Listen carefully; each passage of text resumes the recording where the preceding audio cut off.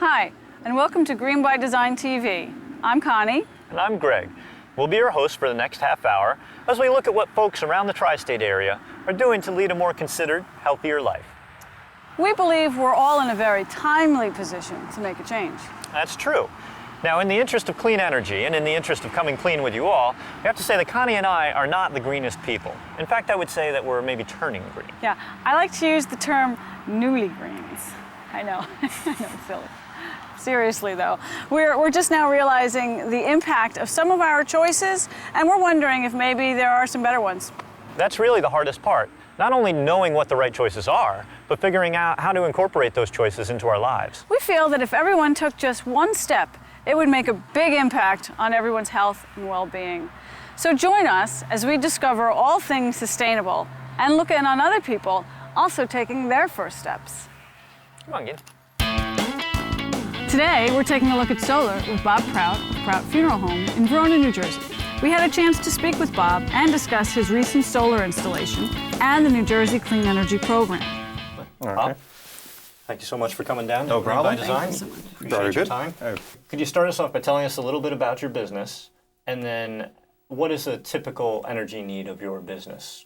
I've got a family business, a funeral home in Verona. My grandfather started back in 1924, and my father and I are currently operating.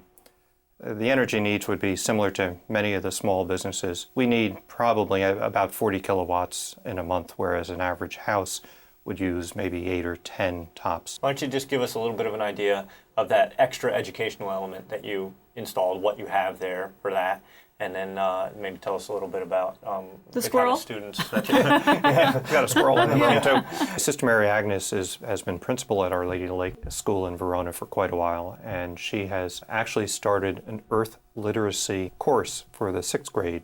And part of the Earth literacy course is coming and visiting the solar installation up at the funeral home. We'll go outside, we'll look at the panels on the roof.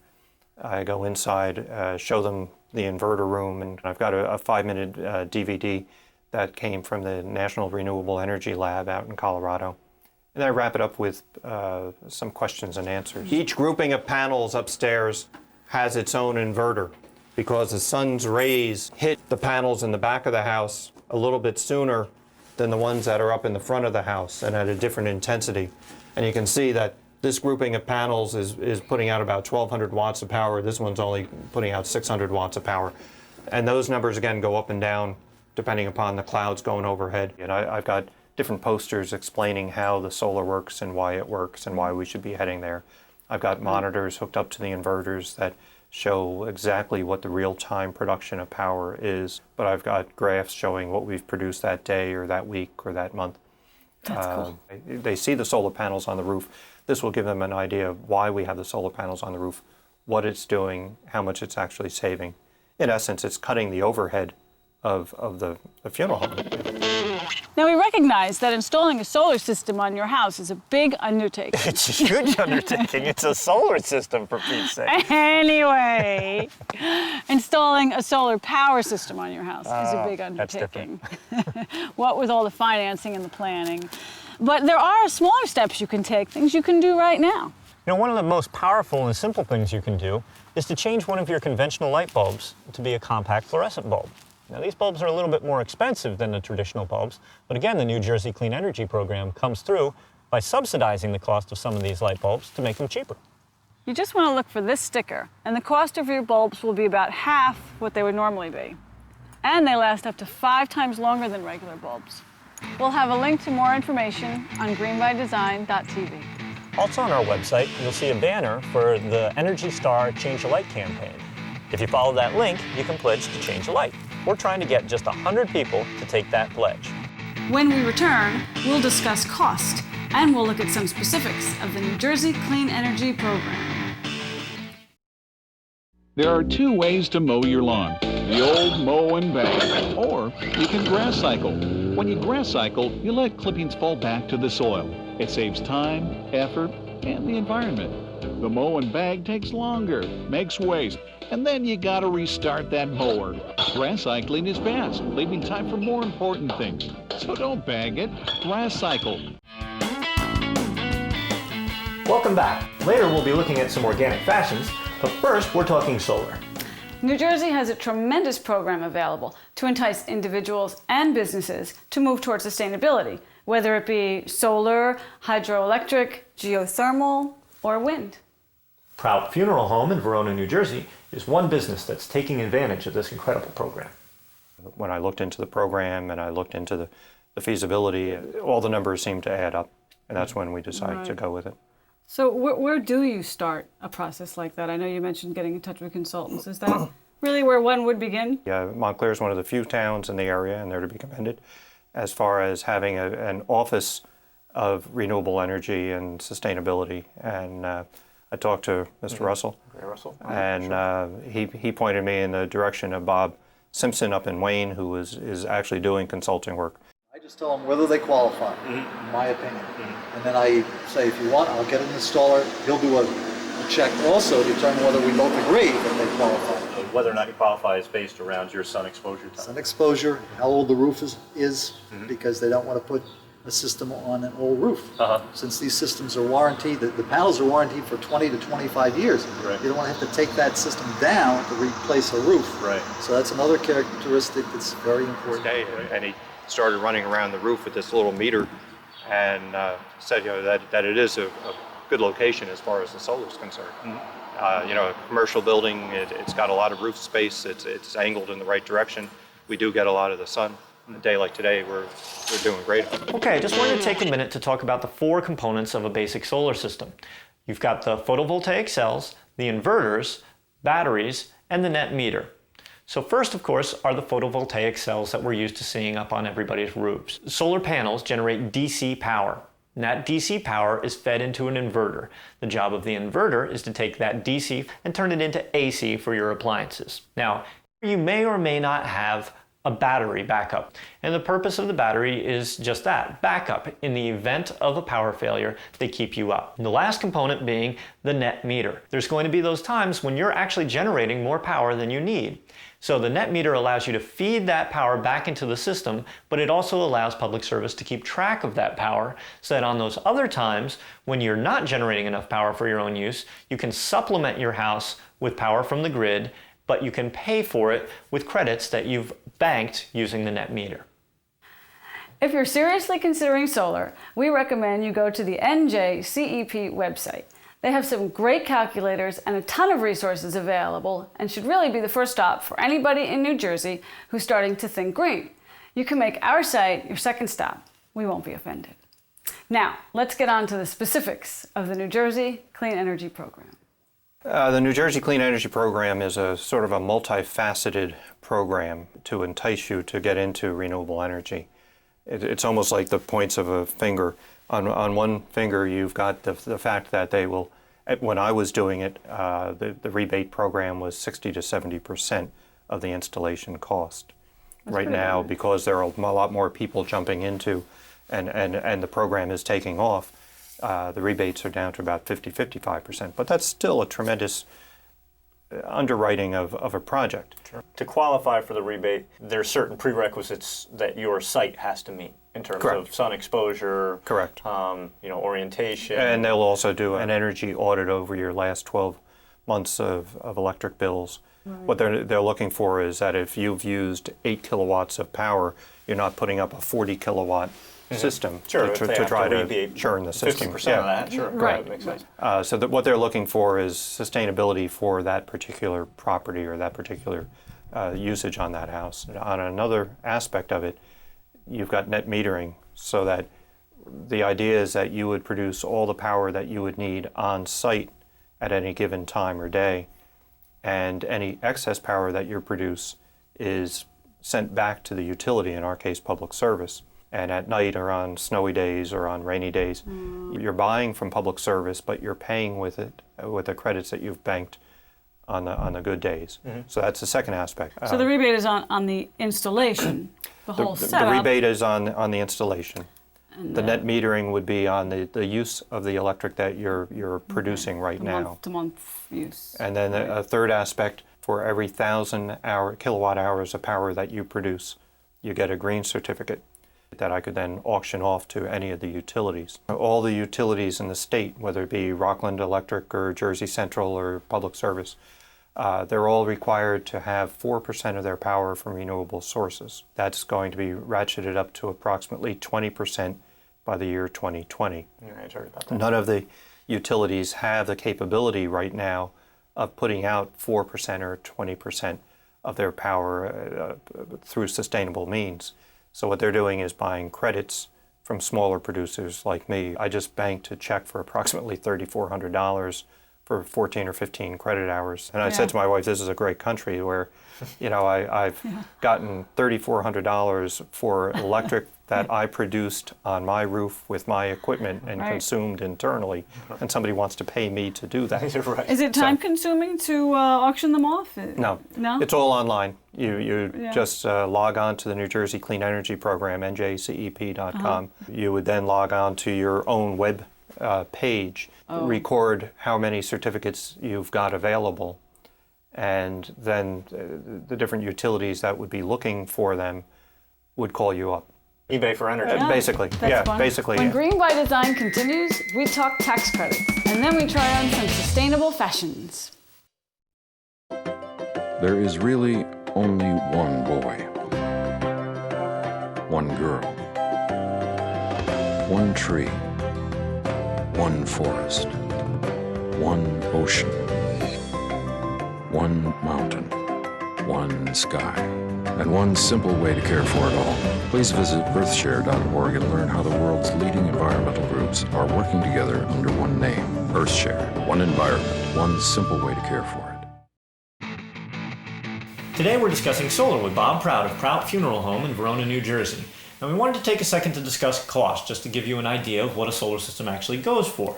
Now, these are just ballpark numbers, and all these figures came from the New Jersey Clean Energy Program website, njcep.com, which is just an awesome, awesome resource. The average cost to install a solar system in New Jersey is $40,000. But with the current 50% rebate, it's only $20,000 out of pocket. But how did they estimate these costs? Well, I have to admit that when we first started looking at solar, all the kilowatts and megawatts, it was kind of Greek to me. If any of you are like me and perhaps could benefit from a little refresher, we're going to just cover some of the basics of how energy is measured in New Jersey. We'll use a 100-watt light bulb as a reference. 10 100-watt bulbs equals 1 kilowatt. If we left those 10 bulbs on for 1 hour, we'd use 1 kilowatt hour of electricity. On our electric bill, electricity usage is reported in kilowatt hours, and the average cost of 1 kilowatt hour is about 12 cents. Okay, so that's how energy is measured and billed. Now we actually have to know how much we use. So on your bill each month from Public Service, you will see a field for total kilowatt hours. This is your use for the month. The average use for a month in New Jersey is 700 kilowatt hours. Now, even just knowing this is kind of useful because you can see where your energy use measures up against your neighbor. Ours being high, by the way. Ours being a little higher, yeah. And of course, the other piece to the puzzle is the solar rig itself. And solar rigs are rated by kilowatt, not kilowatt hour, and that's because depending on where they're located, they will generate differently. In order to offset 100% the cost of a New Jersey home, you would need a 5 kilowatt system at a cost of $40,000. Now, as a matter of strategy, if putting up a system that offsets 100% of your usage is too much for you to shoulder, you could choose to put up something that instead offsets 20% of your usage. Either way, you're always going to be tied to the grid. Right. Mm-hmm. And speaking of finance and things like that, the last word is always taxes. Yeah. Now back to Bob Prout. So you've got the rebate program, you've got the net metering, you've got the green certificates. Right. And on top of that, being a business, just tremendous tax credits. You've got up to 30% tax credits with the energy bill that was signed. Back on your initial outlay? Or? That was 30% of my costs that I can take as far as a tax credit, not a deduction. Mm-hmm. As a homeowner, you have 30%. I think it's up to $3,000 or $4,000. I'm not sure what the cap is for a homeowner. 2 at the moment. Yeah, I haven't had to look into that because right, as a business. I've got the business. Yeah. Did you realize that New Jersey is second only to California in terms of the incentives that are available to its residents? Most people in New Jersey don't even realize that New Jersey is such a progressive state. In terms of changing the way that we get our power, and ultimately live our lives. Oh, that's deep, honey. Oh, thank you. But seriously, we are hoping to shed some light on what we believe are some very important issues with this show. Hey, changing your oil? Yep. I'm just about finished. You hand me that wrench? Here, take this. What's this for? Recycling your motor oil. Just call 1-800-CLEANUP, and they'll tell you the closest place to take it. Hey, I know you. Finish the job and recycle it. I've been changing my own oil for over 40 years, and that's how I do it. Wow. Now let's get back to our interview with Bob Prout and more about the clean energy program. Part of the project that I've got was putting in a generator. I'm right in the middle of the project right now of putting in a carport type of structure through the parking lot so that I would be able to put additional panels on top of the carport and you'd be able to park underneath. Practically speaking, the roof of the carport would be producing energy as well. But you know, I did want to ask you about a generator. You put a generator in. You don't need it. The inverters have an automatic switch. If public service were to have a major blackout, the inverters automatically separate us off the grid so that the power that I'm producing on site wouldn't be fed back into the grid.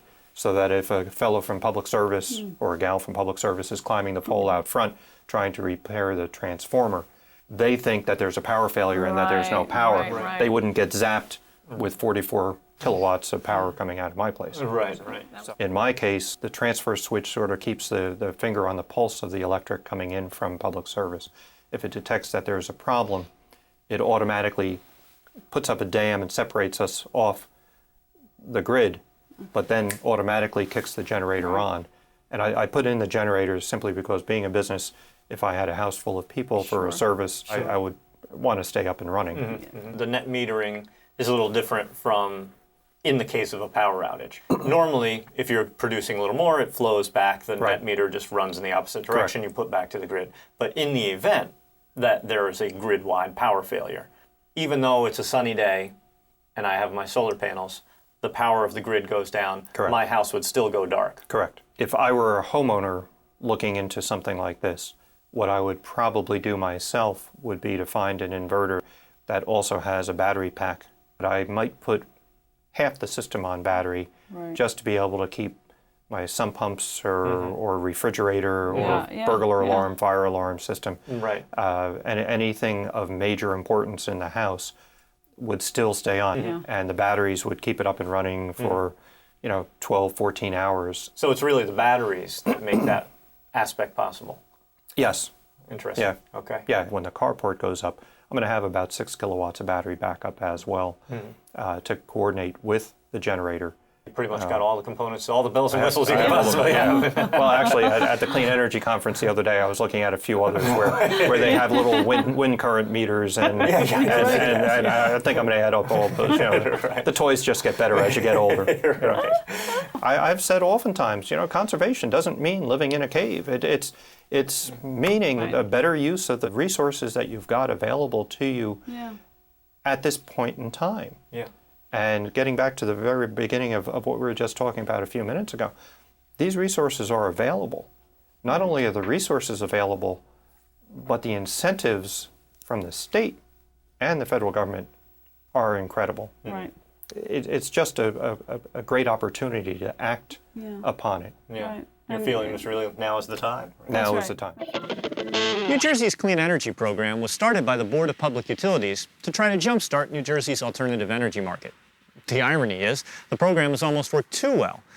There's been such a rush of applicants, the BPU now has a real dilemma on their hands.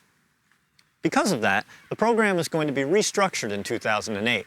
The plan at this point is to phase out the rebate portion of the program entirely, but instead to increase the renewable energy credits that Bob Prout was just talking about from $200 per 1,000 kilowatt hours to $400 per 1,000 kilowatt hours. Now what this means is it's going to cost consumers more money up front to install an alternative energy system on their home, but the payback time should work out to be just about the same, about 7 years on average. Because New Jersey is such a leader in this area, a lot of states are looking at what we do with our program, see how it shakes out.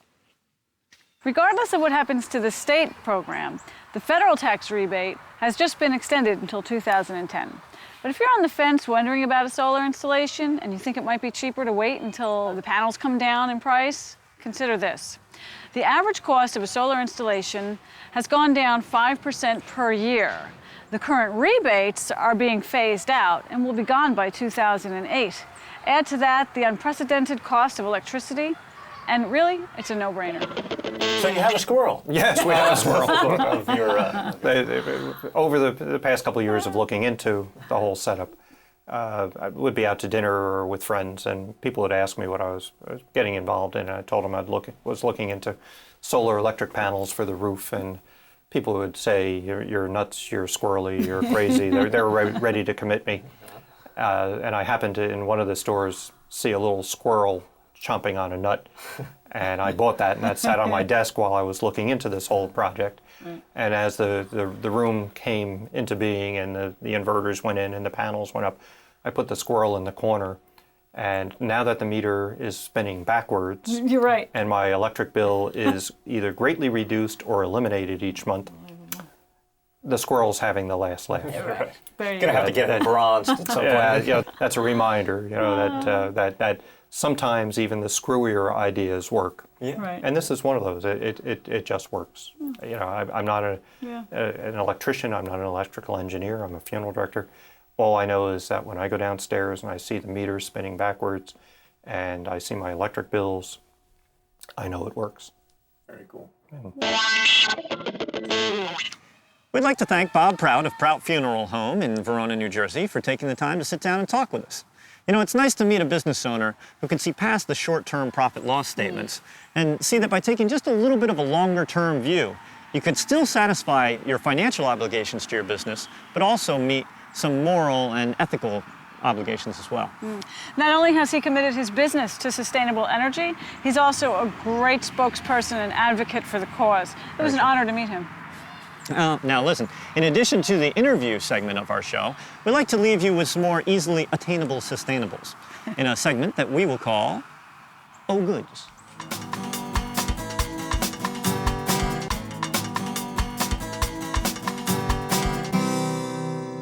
Oh, hello, and welcome to the Magic Garden. No, I'm kidding. Today, we're going to take a look at organic clothing. Tell you the truth, I really never thought about organic when it came to clothing, and I'd probably have to do more research to give you all the pros and cons. But I did find some very interesting things. Among them, it takes 1/3 a pound of pesticides to make one t-shirt, and almost half the pesticides applied to crops are applied to cotton. I was surprised. To me, that sounds like a lot, and I figure it must be seeping into the soil when we grow the fiber, our skin when we wear them, and our water when we wash them. And there are alternatives, some that use the Earth's natural rhythms. So, armed with this new information, I felt pretty good about going out and getting some organic clothes to share with you today.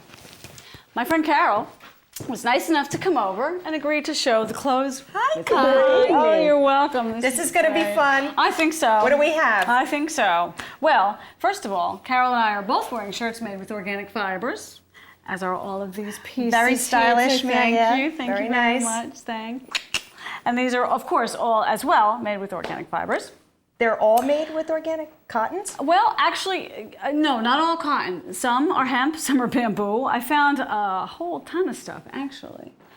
This one is made with a combination of organic cotton and hemp. This is and clay dyed. I found this online.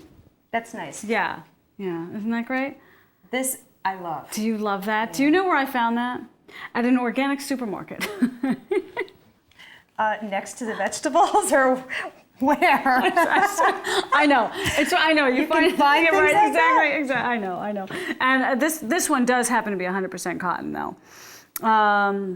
This one is a bamboo blend, and feel that. You say that. Yeah. And I'm feeling it. It's silky. Yeah, it's kind of silky, right? That's Bamboo. I don't know. Yeah, I know. That's great. Isn't it? Yeah. And this one is a blend, again, of organic fibers, also a supermarket find.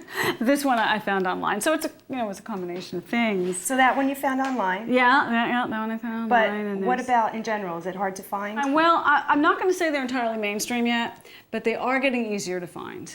The internet is certainly a good source. You can always check our website. You can check our website for links, to some of these products.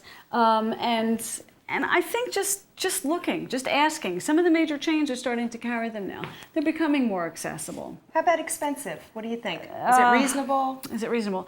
Well, I certainly found some items that I thought were kind of expensive, but it's just like anything else. It's a range, and if you really want it, I think you'll find what works for you. These, probably everything you see here ranges from $20 to $60. This t-shirt was $25, the scarf was $38, a little on the high side, but it's heavy. This was $22, that was, so it's a range. It's a range. You have nice colors back here too. And the colors are great, that's right. Check really that nice. out. Check that out. That's a bamboo. That's a bamboo. And the color's beautiful, right? Yeah. And then, also a bamboo, another cotton, organic wool. Very nice. Organic wool. So, and again, keep in mind, these are styles that I happen to like, and I think you probably do too. And they're natural colors. Yeah, they're natural they're colors, nice. but you can find them in all kinds of styles. It just depends on what you're looking for. When can we try them on? Do you want to try them on? Yes. All right. Ready? Yeah. Okay. 1, 2, 3, run!